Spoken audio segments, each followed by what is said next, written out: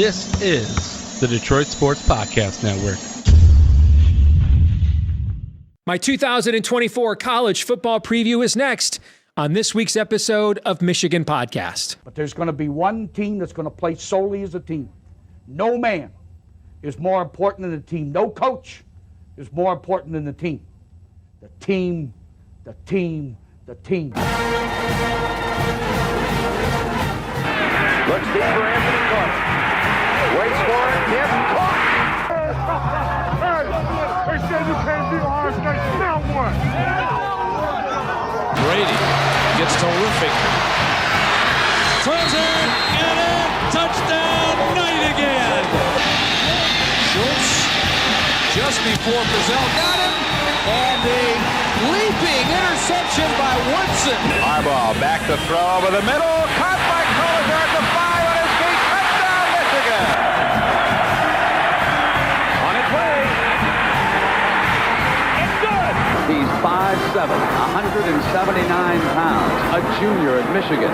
But Jamie Morris packs a wallop, and he delivers for Bo Schembechler. And here's your first play. Pressure coming. Sack. It is Glenn Steele, number 81, who fought his way through the traffic. Option. And Robinson calls his own number, and he's going to score. Oh, an easy touchdown for Robinson and Michigan.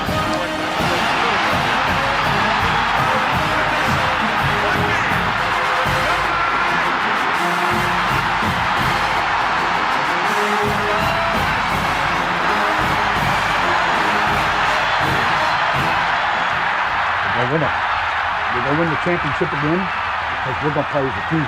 And when we play as a team and the old season is over, you and I know it's going to be Michigan again. Michigan.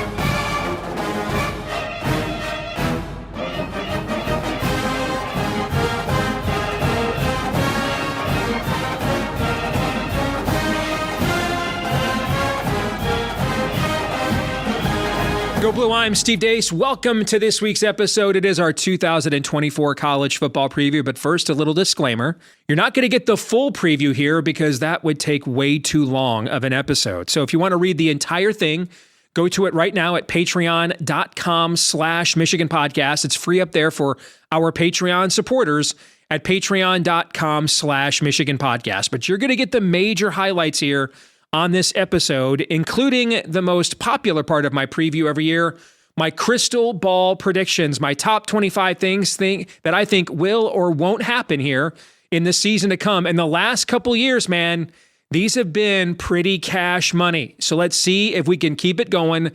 Let us begin. After never having a two-loss team make the college football playoff during the four-team era, we will have a three-loss team make it in the very first year of the 12-team era. And I would not be surprised if that three-loss team is our beloved Michigan Wolverines, given the kind of schedule that the Michigan Wolverines are facing this year. Number two, no team in the FBS will be undefeated heading into the college football playoff. Just too many teams, including top teams, play tough schedules. This is one of the tougher schedules that Georgia, for example, has played in recent memory, and my power ratings have them the unquestioned number one team. So with these mega conferences now and these unbalanced schedules, too many marquee matchups, I don't believe anybody will go undefeated in the FBS. Number three, all four of the Power Conference championship games will be rematches from the regular season. Get used to this too with imbalanced schedules, no divisions, and I think you're going to see that in all of the Power Conference championship games as well. And next segment, you'll see who I think will win every Power Conference championship as well as make the college football playoff.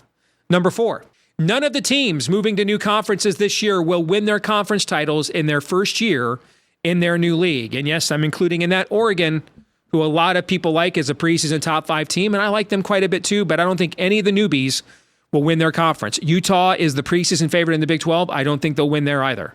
Number 5, the biggest in-season debate no one is talking about right now is what will be the still largely unknown tiebreakers to determine who makes conference championship games in leagues with no divisions. I mean, I ran into this in my college football preview, not knowing the tiebreakers, what do you do? If I were running these leagues, here's what I would do. Like, the ACC is the one power conference league that has revealed its tiebreakers. And you'll see here in a minute, I had to use an awful lot of them to determine who got to the conference championship game. What I would do is, if head-to-head doesn't apply, meaning it doesn't apply, if there's two teams tied or multiple teams tied, then I would just have the college football playoff rankings determine who goes. I mean, the entire season now is about the college football playoff, and those rankings are supreme. And so if we're getting rid of divisions to have the best two teams to give our leagues the best chances of getting into the college football playoff and having multiple teams, then I would just let the college football playoff rankings be my tiebreaker then. That's what I would do if there's no head-to-head. All right, number 6, Ryan Day will leave Ohio State after the season to take over for the retiring Andy Reid as head coach of the Kansas City Chiefs, and he will be replaced by Florida State coach Mike Norvell. That will get some tongues wagging for sure. Number 7, Liberty's Jamie Chadwell will succeed Mike Norvell at Florida State. Both of them keen offensive minds. That's the kind of coach they tend to like there at FSU. Number 8, Iowa State will win its first conference title since 1912. That's right, since the Titanic sunk. And this would end, therefore, the longest conference title drought of any power conference team. Yes, Vanderbilt has a conference championship more recently than Iowa State does. 9, after losing 4 games in a season only once between 1969 and 2001, Nebraska will lose at least 4 games for the 21st consecutive season. I still can't believe that's a real stat, but it is. But Matt Rule will take Nebraska to its first bowl game since 2016. That's Barack Obama was still president then.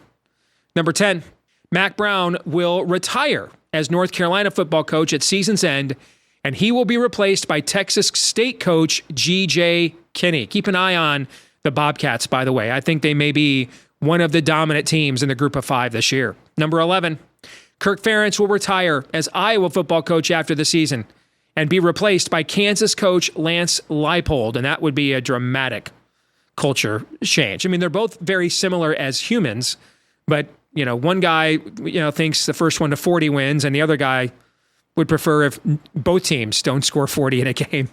Number 12, Deion Sanders will again fail to take Colorado to a bowl game. Too many swing games on the schedule.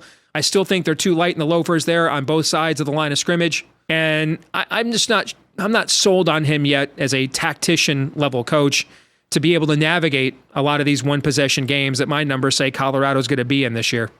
13, Baylor will fire Coach Dave Aranda at the end of the season and replace him with UTSA coach Jeff Traylor in state. That seems like a pretty obvious one.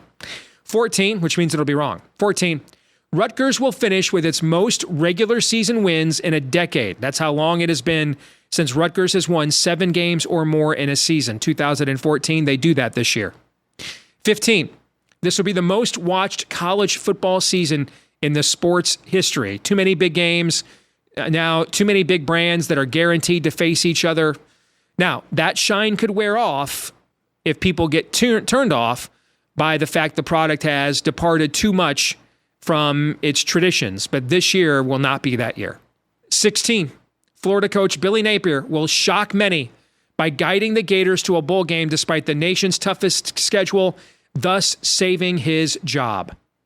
17, for the first time ever, Wisconsin will fail to make the Big Ten championship game for a 5th consecutive season. In fact, I think the Badgers are going to have to fight, scratch, and claw to be bowl eligible, which is what you'll see a little bit later on. 18, the Heisman Trophy finalist will be, in alphabetical order, Carson Beck at Georgia, Donovan Edwards at Michigan. I think Dono is going to have a monster year. Dylan Gabriel at Oregon, and Jalen Milroe with that Kalen DeBoer offense at Alabama. Number 19, Carson Beck will become Georgia's first Heisman Trophy winner since Herschel Walker in 1982, more than 40 years ago. Number 20, the results of the top 5 September non-conference games will be, I think Texas will beat Michigan early on. I think there's just too many wholesale changes on offense for the Wolverines to overcome that early in the year. I think LSU will beat USC regardless of who you think will win that one, though. I'd be taking the over. I mean, these are 2 defensively challenged programs indoors on a fast track. I like Texas A&M in a mild upset over Notre Dame opening night.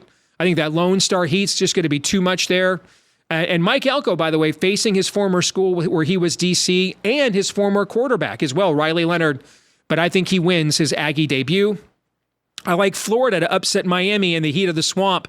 How hot is that game going to be at 3:30 Eastern on August 31st? But I think the Gators pull off the upset in the opener as the home dog. That is going to be a super sultry swamp. And I like Iowa over Iowa State. Similar to the USC LSU game, regardless of who you think wins this one, I'd be taking the under. These are both coaches who think punting is winning. Number 21, Arizona, Kansas, and Missouri will start the season in the AP Top 25, but none of the three will finish there. 22, Boise State, Iowa State, and NC State won't start the season in the AP Top 25, but will finish there. 23, the following first-year coaches will lead their teams to postseasons in their first years. Major Applewhite at South Alabama, Trent Bray at Oregon State, Brent Brennan at Arizona, Fran Brown at Syracuse, Bob Chesney at James Madison, Kalen DeBoer at Alabama, Mike Elko at Texas A&M, Jed Fish at Washington, Sharon Moore, Michigan, Gerard Parker at Troy, and John Sumrall at Tulane. 24, liquidate these teams that will win at least 2 fewer games than they did last season. Duke, Florida State, James Madison, Michigan, Missouri, New Mexico State, Northwestern. These are regular season games, by the way. Old Dominion, San Jose State, SMU, Toledo, Troy, Tulane, UCLA, and Washington. I think all of those teams win at least 2 or fewer games than they did a year ago in the regular season. And then finally, 25, invest, though, in these teams that I think will win at least 2 more games in the regular season than they did last year. That's Colorado State, Connecticut, East Carolina, Florida Atlantic, Indiana, Nebraska, TCU, Virginia, Virginia Tech, and Western Michigan. So that's my crystal ball predictions for the upcoming season. We'll take a break. We'll come back. I'll walk you through my projections of how I think all the power conferences will finish, and then I'll unveil my predicted college football playoff bracket next. So now let's walk through how I think all of the power conferences will finish. We'll go through these individually. Let's begin with the ACC. Look at here. I predict what is that? 1, 2, 3, 4, a 5-way tie for first place in that league. A 5-way tie. And I had to go to the 4th tiebreaker. The ACC is the only power conference right now that is sharing what their tiebreakers are. I had to go to the 4th tiebreaker to determine whom was going to be in the conference championship game, and that ended up being Clemson and Florida State. I'll take Clemson over Florida State in the ACC as my conference champion in that league. But you can see I only have SMU, first year in the league, 1 game out. So I think there is an awful lot of parity in that conference right now. Looking at the honor roll in the ACC, I like Cam Ward to have a monster year at Miami as the transfer quarterback there. I think he'll be both Offensive Player of the Year and Offensive Newcomer of the Year. Keep an eye on Marvin Jones' son at Florida State, taking over there on the edge, and he comes in as a Georgia transfer, absolutely lit it up in the spring.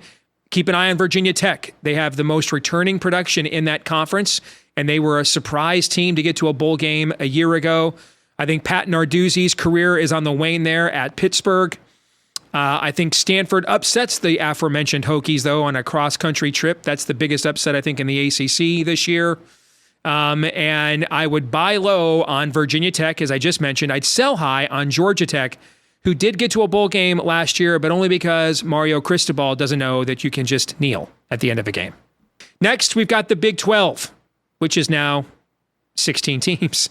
I've got Iowa State and Utah tying atop the conference standings, and the Cyclones, after losing to Utah late in the year in Salt Lake City, coming back and beating them in Dallas in the Big 12 championship game. But you can see, again, I think there's a lot of parity in this league. I've got Oklahoma State, Kansas, and Central Florida, each only a game out of making the conference championship game. So not a lot of margin for error here. I've got, 9 teams within 2 games of first place in this league. So an awful lot of balance in this league, which is exactly what it's going for and what many people anticipated.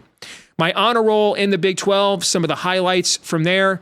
I think Oklahoma State's going to sweep the player awards between Ollie Gordon and Colin Oliver. I think Shedeur Sanders will be the offensive newcomer of the year with the stats that, in fact, I think Colorado will sweep both of the newcomer awards with Shedeur and Travis Hunter with them coming in from the Pac-12. I think Matt Campbell might even end up being National Coach of the Year with the season he's about to have at Iowa State. I think it'll be a down year overall for BYU football, but I do think they pull an upset early in the year at home against Oklahoma State. And then I would buy low on the Cyclones. Their win total is only 7.5. They have the most returning production in the league.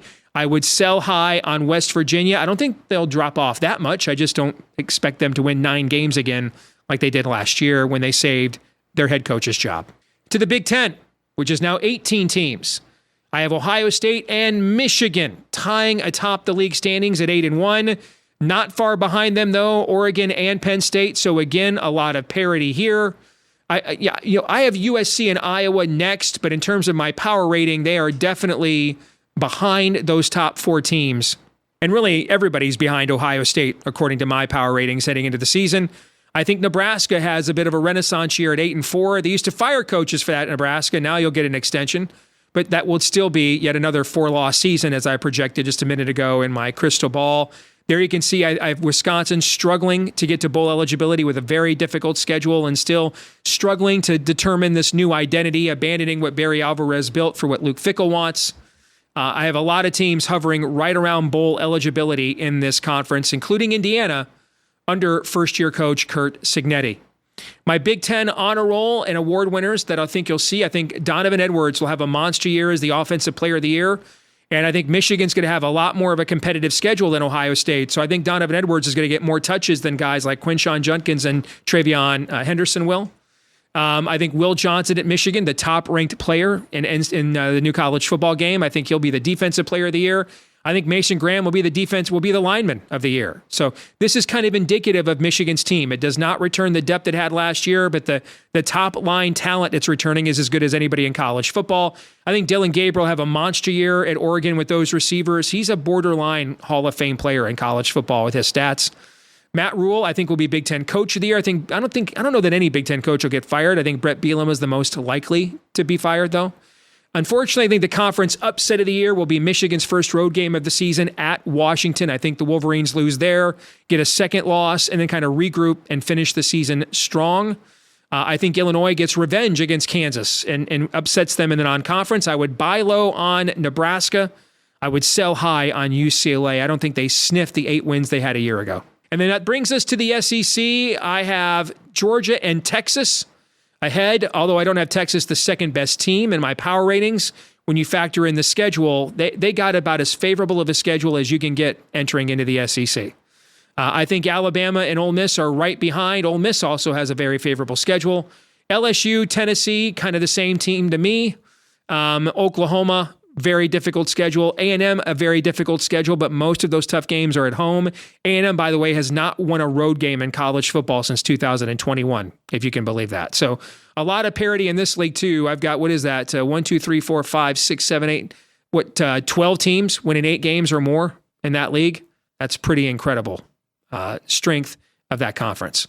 The honor roll for the Southeastern Conference, for me, I think you're going to see a lot of balance here with so many talented players. I've got players from 1, 2, 3, 4, 5 different schools, or 6 different schools 5 different schools winning the top 5 individual awards. I think Steve Sarkisian coming in and going 11-1 in the regular season will make him in his first year SEC Coach of the Year. I like Billy Napier to survive, but let's face it, he's still the most likely coach to be fired. Alabama host Georgia. These teams don't play a lot in the regular season. This will be the first time that Georgia has played at Alabama with fans since Nick Saban's first season there in 2007. That's how long ago it's been. We get Texas A&M and Texas back and look for A&M to upset undefeated Texas at the end of the year as little brother draws first blood in that renewed rivalry. I would buy low on Florida. I don't think they'll be great. I just think 4.5 win total is just obscene for a team that I still have power rated as a top 25 team. I would sell high on Missouri. Great year a year ago. I know they're returning a lot of production. The schedule is favorable, but history says they're just not going to repeat that 2 years in a row. Which brings me to my very first ever college football playoff bracket. Let's lay this out for you. I believe as conference champions, Georgia, Ohio State, Iowa State, and Clemson in that order will receive first round buys. My projected first round. The group of 5 representative, the 12th seed Boise State, would then go at number 5, Texas. Number 11, Ole Miss. It came down to them and Notre Dame for the final spot in the field, and I gave it barely to the Rebels. It was very close. Ole Miss would host Alabama. They don't actually play this year, even though that's an SEC game. They would play at Alabama. Number 10, Penn State would be at number 7, Michigan. I mean, the ratings on that with those two fan bases, that energy level would be obscene. And I think Oregon would go on the road to face LSU, likely at night at Tiger Stadium. That would be your 8-9 matchup in the first round. The quarterfinals. Now, the way this works, the current bowl contract is still in effect despite the playoff expansion. And so teams actually don't get to pick based on seeding where they want to go yet. They're still tied into the bowls that their conferences automatically are tied to. So the Sugar Bowl, Georgia would prefer to go to the Peach. It's right down the road. But they'd end up in the Sugar Bowl as the SEC champion, and I have them facing 9th-seeded Oregon. Look at that, Butte. Could you imagine a Michigan-Ohio State Rose Bowl? By the way, this would also be, I didn't plan it this way, this would also be the 3rd time Michigan and Ohio State would play this coming season, if I'm right about this. That's crazy. Even crazier, could you imagine if it was in the Rose Bowl? Could you imagine scarlet and gray, maize and blue in that stadium, that hallowed hall? I mean, wow. Even thinking about that, I'm getting chills. The Fiesta Bowl, Iowa State would go there as the Big 12 champion, and they would face 6th-seeded Alabama. And then the Peach Bowl, Clemson is the ACC champion against Texas in that matchup. Which brings me to the semifinals. The Cotton Bowl and the Orange Bowl are the semifinals this year. I have Texas against Georgia. That's a rematch. I have the Orange Bowl, Alabama versus Ohio State. And then my national championship game, I absolutely hate to do chalk, but my numbers say these are the 2 best teams going into the season. So Georgia over Ohio State.